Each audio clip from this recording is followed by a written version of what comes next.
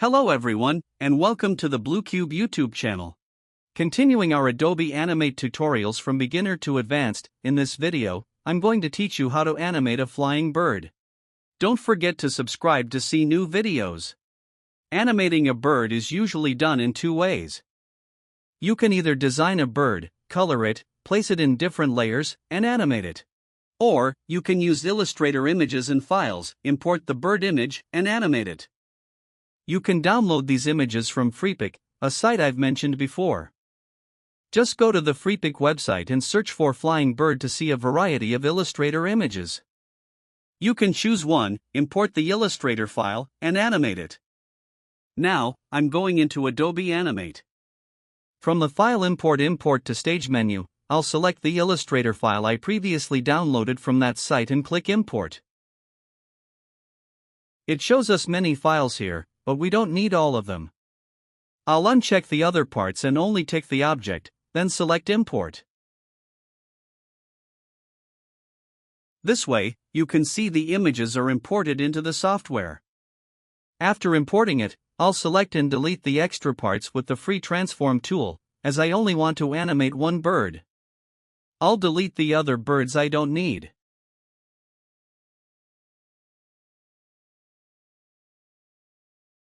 I'll select this bird, hold the Shift key, and make it bigger.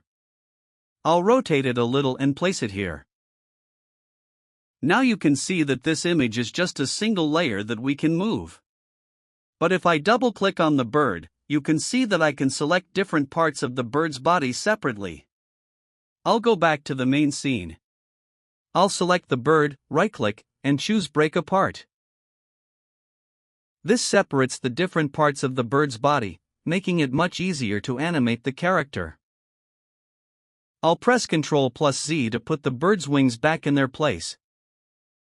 Now that the different parts of the bird are separated, I'll select it again, right-click, and choose Distribute to Layers to create separate layers for the bird's body in the timeline.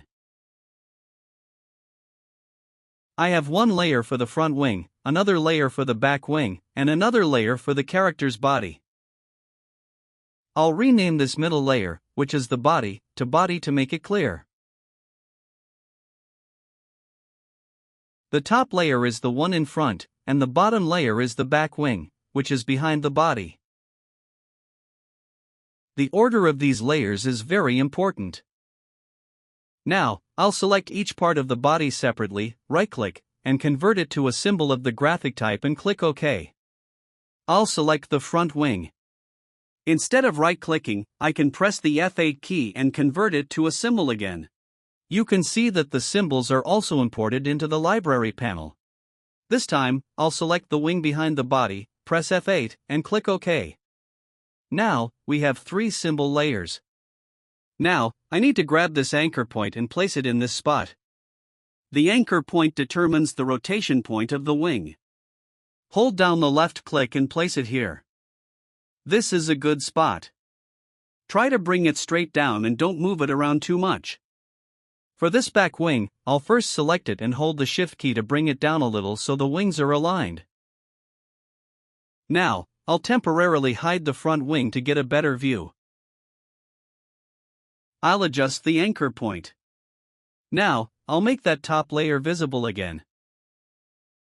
Now I want the wings to move with the bird's body when it moves. For this, we'll use the parent option that I taught in previous lessons. We can enable or disable parent here. When we enable it, a new section opens here. Now I'll attach the top wing to the body. I'll hold the left click and release it on this section. You can see that it's now attached. I'll also grab the bottom wing and attach it to the body. So, now if the body moves, the wings will move with it. Be sure that the anchor points of each wing are in their correct positions. Now, at frame 25, I'll hold the left click for all three layers and click Insert Frame to create the frames. I'll go to frame 10 and create a keyframe.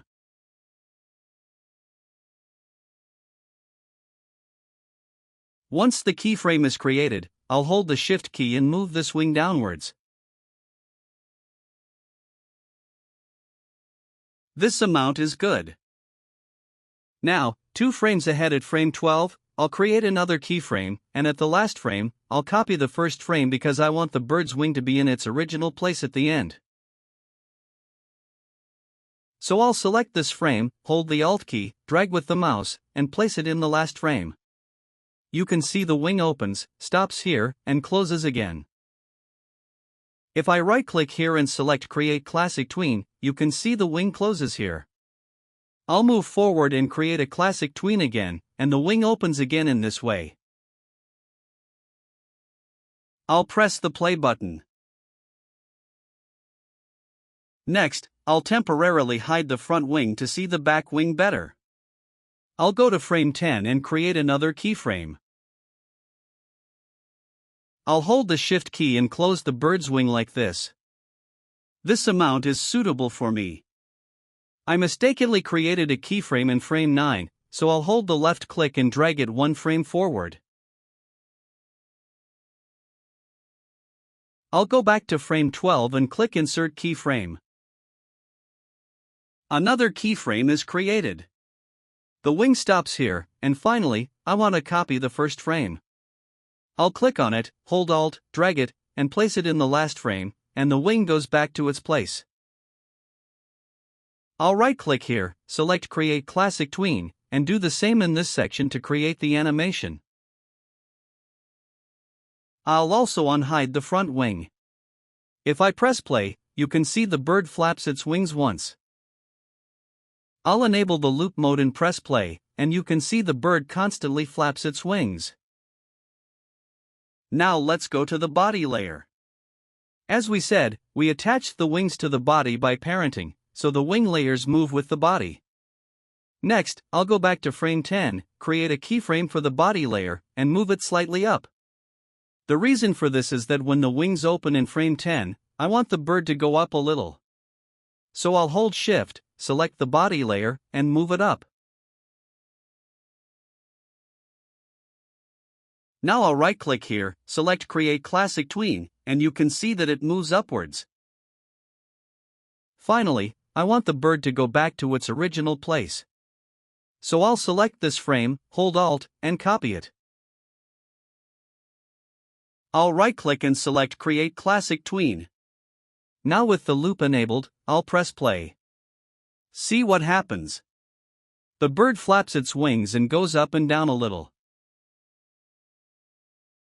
After animating the wings and the body, I'll select all 3 layers here, right-click, and choose Convert Layers to Symbol, of the graphic type, and click OK.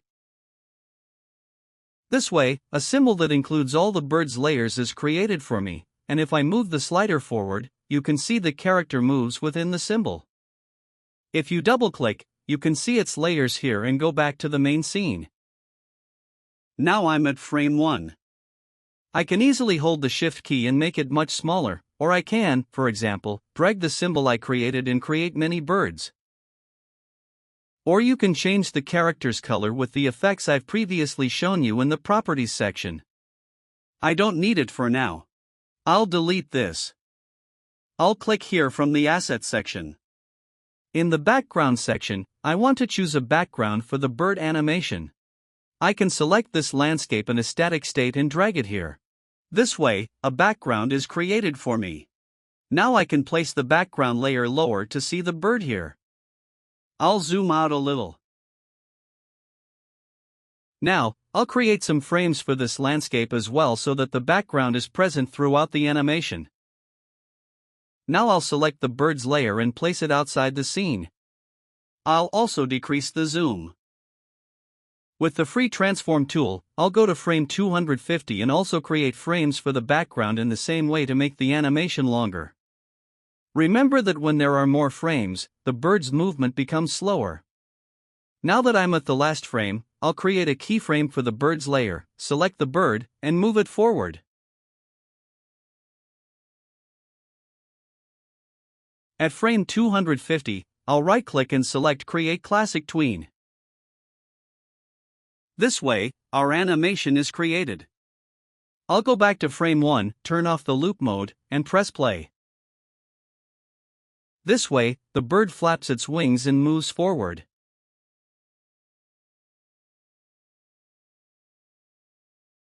I'll zoom in a little on the scene so you can see it better. I'll press the play button. Remember that we can add as many birds as we want to the scene.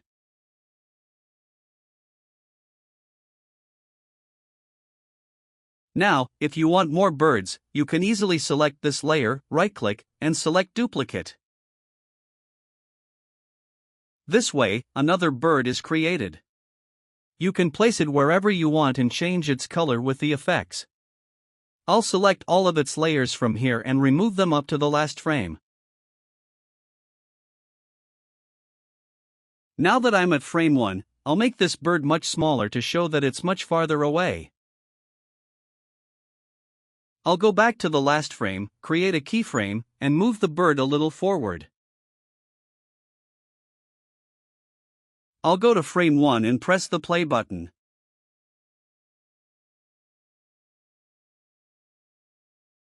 This video also comes to an end here. If you enjoyed this video and found it useful, be sure to like the video.